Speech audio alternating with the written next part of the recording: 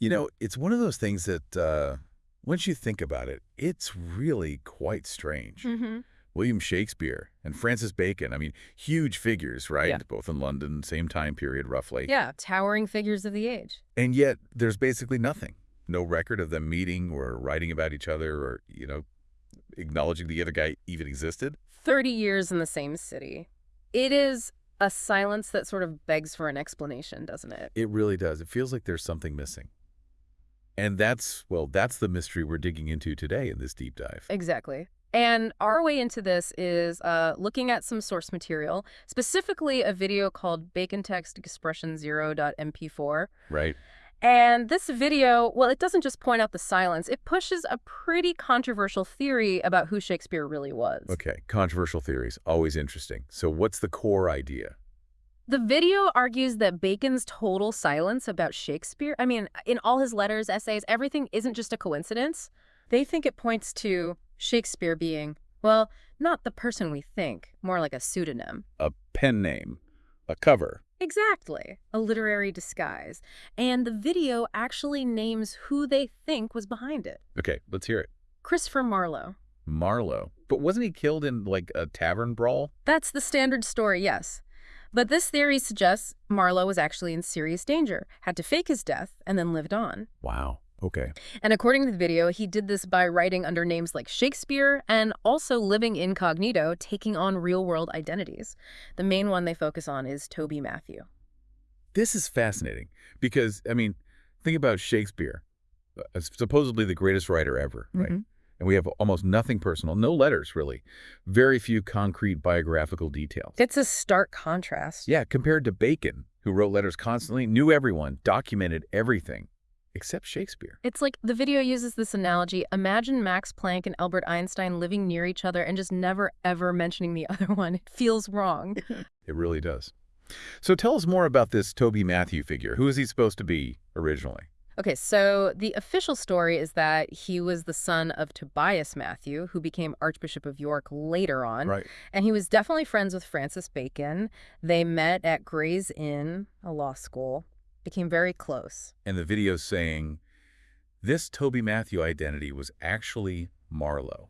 That's the core argument, that Marlowe, needing a new life after faking his death, somehow stepped into the identity of this Toby Matthew. Okay, so if that's the theory, what kind of evidence does the video present? Where do they even start building that case? Well, one of the first things they look at is the original Toby Matthew, the bishop's son. There's a rather strange story about his health. No? Yeah, there's a letter from 1598 written by a Dudley Carleton. Okay. And Carleton describes this Toby Matthew, the son, as suffering from a really severe nervous disease. He talks about mental distress, real anguish. That sounds serious. It does. And Carleton also notes something quite striking. The father, Tobias Matthew, seemed almost heartless about it. Really? Yeah, Carleton wrote that the father seemed indifferent, even said he'd rather hear news of his son's death than anything else. Pretty harsh. Wow, that is cold. So the video uses this letter. Right. They emphasize how difficult it is to square this image, this broken, mentally ill young man, with the Toby Matthew, who later becomes this well-connected figure corresponding with Bacon, Cecil, Mary Sidney, all these important people. Yeah, that does sound like two different people, doesn't it? It's a big jump. So the video concludes or suggests that maybe the bishop's son, the original Toby, actually died from his illness, or perhaps just vanished. Creating a vacancy, so to speak. Exactly. An opening for someone like Marlowe, who desperately needed a new, credible identity to step in.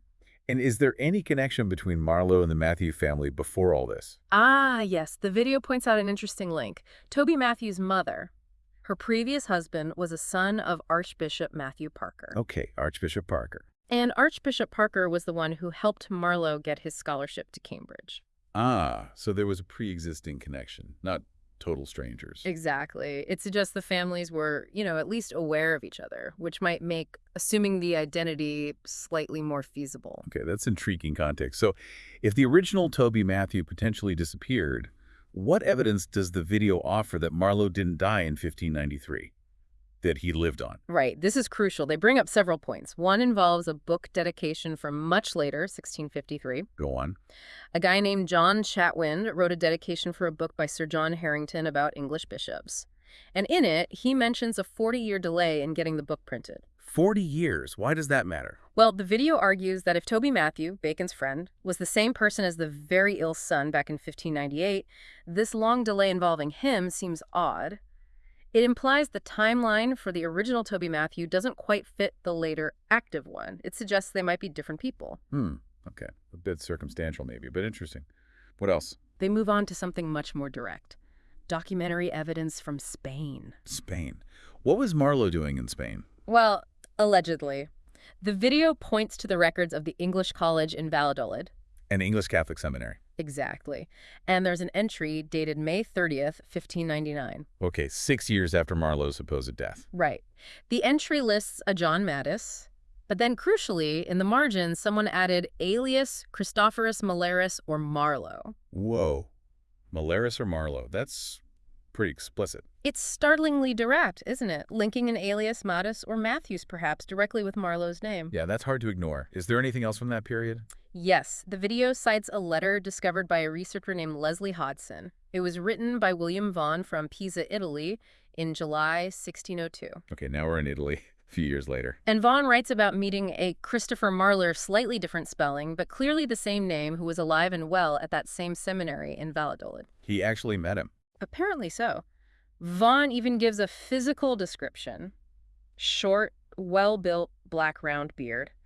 And he identifies him as a Master of Arts from Trinity College, Cambridge. Which matches Marlowe perfectly. Exactly.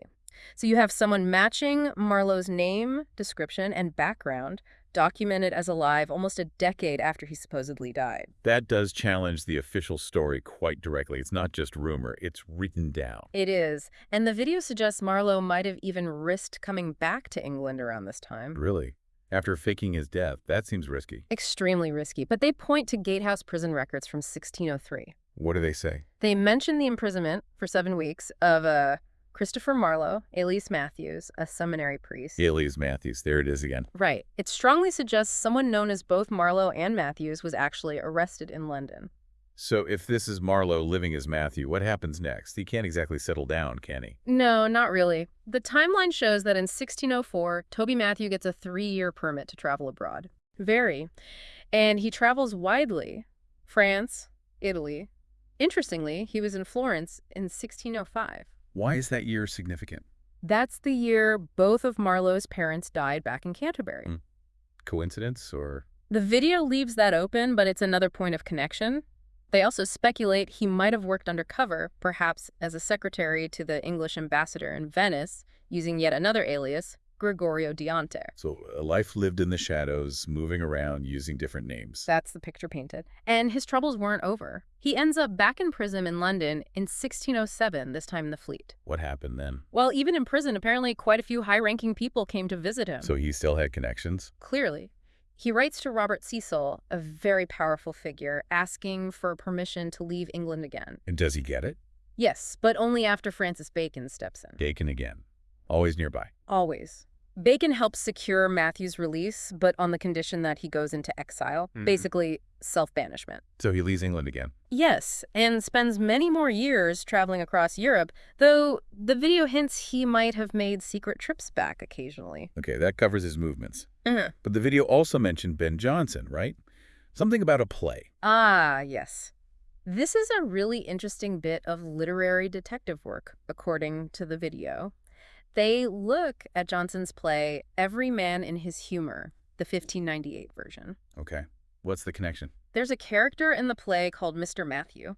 He's portrayed as, well, a bit of a pretentious wannabe poet and social climber. Right. And this character, Mr. Matthew, actually recites lines directly from Christopher Marlowe's poem, Hero and Leander. He quotes Marlowe. Okay, that's specific. Very specific. But the key thing is what happens when someone asks him where he got the lines. What does he say? He claims, rather ridiculously, that he just made them rapidly extemporaneously, just dashed them off himself.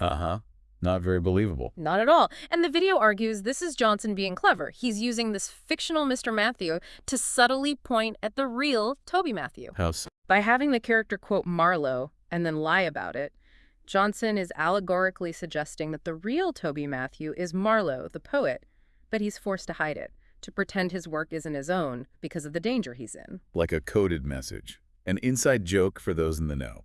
Sort of, yeah. A way for Johnson to hint at the truth without spelling it out, perhaps nodding to the secret circulating in their literary world. Quite a subtle interpretation. Does the video connect this to Matthew's own writings from exile?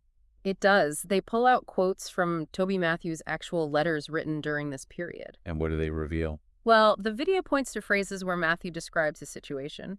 He talks about being not banished, but absented, living abroad with disgrace at home, being away for 9 years, but still somehow connected to English diplomats. That sounds like someone walking a tightrope. Exactly. The video suggests these aren't just the words of a typical exile, they mirror the specific precarious situation of someone like Marlowe, forced out but not entirely cut off, living under a cloud. Okay, let's switch focus slightly.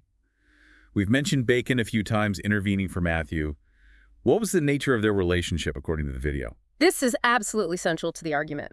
Bacon didn't just help Matthew out, he held him in incredibly high esteem. How high? He called Matthew his alter ego. His other self. Wow. Yes, and another myself. He relied heavily on Matthew's judgment, especially on intellectual and literary matters.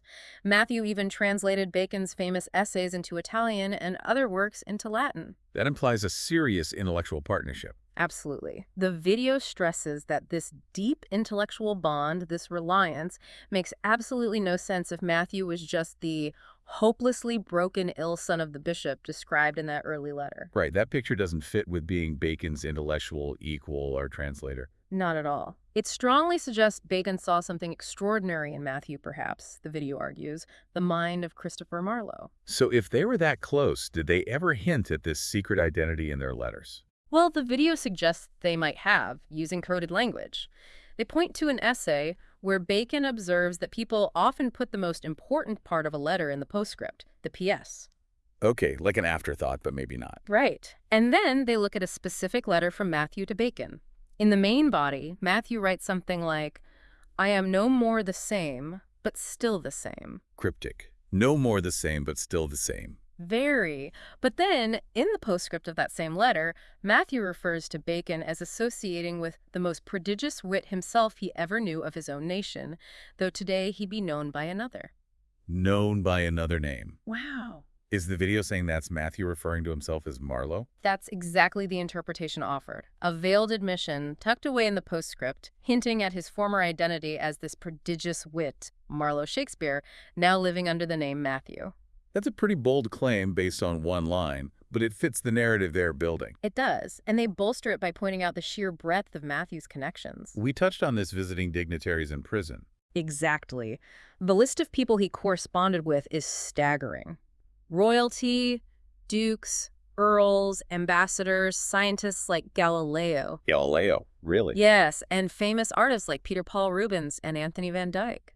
How would the son of an archbishop, especially one described as sickly, achieve that kind of social standing across Europe? That's the question the video poses.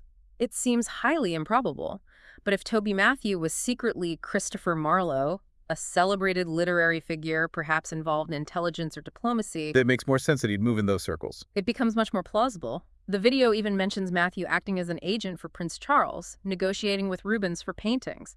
That's a position of significant trust. Definitely not a job for an obscure invalid. Yeah. Okay, so the video makes a distinction then between the name Shakespeare and the name Toby Matthew. Yes, this is an important clarification they make. They differentiate between a literary pseudonym, a name used just for writing, like Shakespeare, or maybe Drayton or Davies, other poets of the time. Right, the pen name.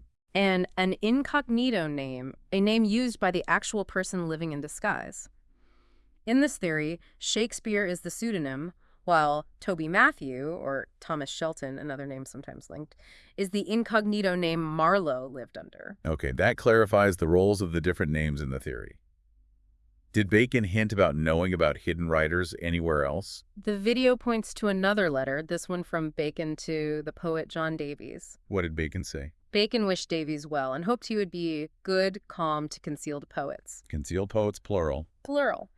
The video interprets this as Bacon acknowledging that there were writers operating under hidden identities and perhaps urging Davies to be discreet or supportive of them, maybe protecting Marlowe among others. It suggests an awareness, at least. Did Matthew himself ever make comments that seem to hint at a past life? There's one rather ironic remark the video highlights. Apparently, Matthew commented on his brother Anthony's past prayers. What about them? He noted that his brother used to pray for him, Matthew Marlowe, to become an honorable man back when he was alive. When he was alive. Meaning? The video suggests he's using alive to refer to his former life as Christopher Marlowe, which was now officially over, metaphorically dead, even though the man himself was still living as Toby Matthew. That's a dark sort of humor, if that's the implication. Yep. Acknowledging his own faked death. It certainly sounds like it. And the video tries to connect Matthew's situation to characters or lines in Shakespeare's plays themselves. Oh. How so? What are the examples? Well, one is that Matthew apparently compared his own difficult circumstances to living in Bedlam, meaning Bedlam, the famous hospital for the mentally ill. Okay. And that immediately echoes Edgar in King Lear, who has to feign madness and disguise himself as Tom o' Bedlam to survive. It's a parallel of forced disguise and hardship. That's an interesting thematic link. Any others? Yes, they point to a phrase in a letter from Matthew to Bacon. Matthew writes something about not return you weight for weight, but measure for measure. Measure for measure, like the play title. Exactly. The video sees this not as a coincidence, but as a deliberate, perhaps playful allusion to the Shakespeare play Measure for Measure, embedding a reference for Bacon to catch. Little coded nods between them again. That's the idea. They also mention a letter from Matthew in 1608 where he specifically references Shakespeare's play Julius Caesar. So, showing familiarity with the works attributed to Shakespeare. Yes, implying he knew the plays well, which of course he would if he wrote them. And perhaps the most direct link they propose is with Twelfth Night. How does Twelfth Night fit in? The character Sir Toby Belch? Sir Toby. Okay, the name is obvious. Right. Now, the real Toby Matthew wasn't knighted until 1623. Twelfth Night was written earlier, but the first collected edition of Shakespeare's plays, the first folio, was also published in 1623. The same year Matthew was knighted. Exactly. So the video speculates that the title Sir might have been added to Toby Belch's name late in the process of publishing the folio, perhaps as a nod to the recently knighted Toby Matthew, who, if he was Marlowe, might have still been alive and involved in overseeing the folio's publication. Suggesting Marlowe was still active, even overseeing his own works being published under the Shakespeare name, right up to 1623. That's a huge claim. It is. It extends Marlowe's lifespan significantly beyond 1593. And the video emphasizes that Matthew remained intellectually active throughout this period. We mentioned the translations for Bacon. What else? Well, there's his dedication, written in Italian, to the Duke of Medici for the Italian version of Bacon's essays and Wisdom of the Ancients around 1617-1618. Showing his linguistic skills and connections. Definitely. And he was also the one who kept Bacon informed about Galileo's discoveries, things like the Copernican system and theories about the tides. So he's engaged with cutting-edge science, not just literature or diplomacy. Right. He's clearly a man of broad intellectual interests, which again fits the profile of someone like Marlowe more than the sickly bishop's son. And the friendship with Bacon remains strong. Incredibly strong. The video points out that Bacon actually added his famous essay on friendship to his collection specifically because Matthew requested it. Really? As a tribute to their friendship? It seems so. A way to commemorate their long, close, and according to the video, deeply significant intellectual intimacy. Which just brings us back again to that glaring silence. The central mystery. Bacon writes about friendship, theater, poetry, science, everything, but never breathes the name Shakespeare. Why? If they knew each other, maybe even collaborated if Matthew Marlowe was translating his work. The video's answer is simple: protection. To mention Shakespeare in connection with his friend Toby Matthew would risk exposing the entire deception, shattering Marlowe's carefully constructed cover and putting him, and potentially Bacon himself, in danger. The silence was necessary. So the silence is the evidence, in a way. In this interpretation, yes. And they add another piece related to this silence. Much later, in 1660, Toby Matthew himself compiled a list of what he considered the 4 greatest English minds. Okay, who did he choose? Cardinal Wolsey, Sir Thomas More, Sir Philip Sidney, and Francis Bacon. And no Shakespeare. Conspicuously absent. The video argues this is telling. If Matthew was Marlowe Shakespeare, he wouldn't list his own pseudonym as a separate historical figure alongside Bacon. Shakespeare wasn't someone else to him. It was part of his own hidden identity. He wouldn't list his own pen name among the greats. That makes a certain kind of sense within the theory. It fits the logic, yes. The video also looks at another letter from Matthew, this one from Florence, which sounds quite desperate. What does it say? He talks about his fatal destiny and facing a hard choice to decide between death undone or banishment damned. Death undone or banishment damned? That sounds dramatic. It does. The video interprets death undone as referring to the fake death, the death that wasn't final, and banishment damned as the life of exile under a false name. He's describing the impossible choice Marlowe faced. It paints a picture of a man constantly aware of his precarious situation.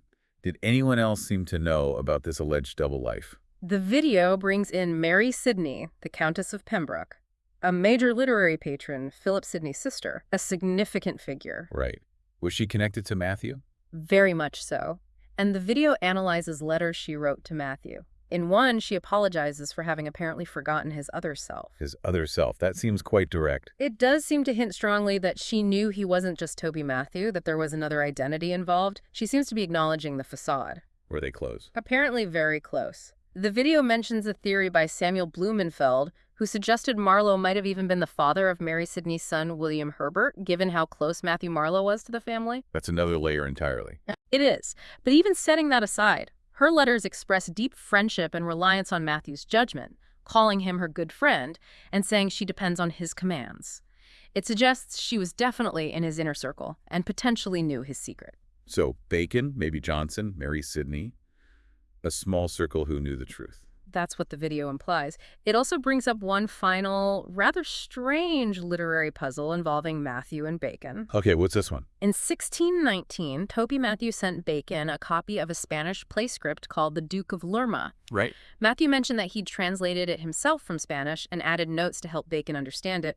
He dedicated this translation to Bacon. So Matthew translates a play, dedicates it to Bacon. What's the puzzle? The puzzle is that this play, The Duke of Lerma, is now generally attributed to a completely different writer, Sir Robert Howard, who lived much later.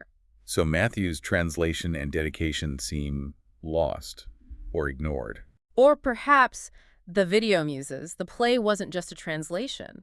Could it have been an original work by Matthew Marlowe, perhaps based on Spanish sources that somehow got misattributed later? Could it be a lost work of the true Shakespeare? Another potential piece of the hidden literary output. It's like peeling an onion. It is. There are many layers to this theory. Finally, the video looks at how Toby Matthew's life ended. Did he just vanish? Good question. If he was this well-connected figure, he couldn't just disappear again, presumably. No, and he didn't. The video states he had a large circle of friends and admirers who knew him as Toby Matthew. He seems to have left England for good around 1640 or 1641, probably because of the Civil War brewing. Where did he go? He spent his last decade or so living in English convents located in the Spanish Netherlands, modern-day Belgium, roughly. So he died abroad. Yes, around 1655. And the video quotes a description of him from a later source, the General Biographical Dictionary from 1815. What did it say about him looking back? It called Toby Matthew a very singular character with universal genius. It listed him as a poet, a painter, a man of gallantry. It even mentioned unusual habits, like needing little sleep and taking dips in cold water. Sounds like quite a dynamic personality, not someone who faded away. Not at all. And interestingly, that dictionary also notes he wrote panegyrics poems of praise. This suggests continued literary activity late in life. Still writing. Maybe still writing. The video even throws in another potential pseudonym mentioned somewhere. John calls JQ, suggesting maybe his writing continued under other obscure names too. So bringing it all together, we circle back to that initial question. This deep dive, based on the video's arguments, it really pushes us to ask, did Christopher Marlowe actually survive 1593? Did he live on, crafting a new life as Toby Matthew? And was he all that time secretly writing the plays and poems we know as Shakespeare's? It's a radical idea, no doubt about it.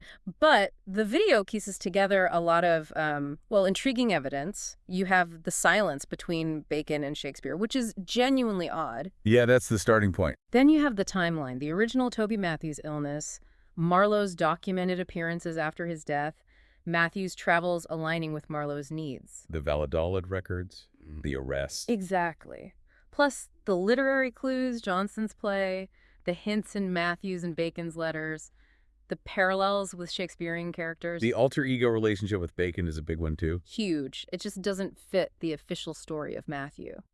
And then Mary Sidney's letters, the Duke of Lerma mystery. It's a complex web. It's definitely controversial, and I know many scholars would strongly disagree. But listening to the arguments presented in the source material, you have to admit, it raises some really compelling questions that the standard narrative maybe doesn't fully answer. Absolutely. And it leaves us with a fascinating thought to ponder.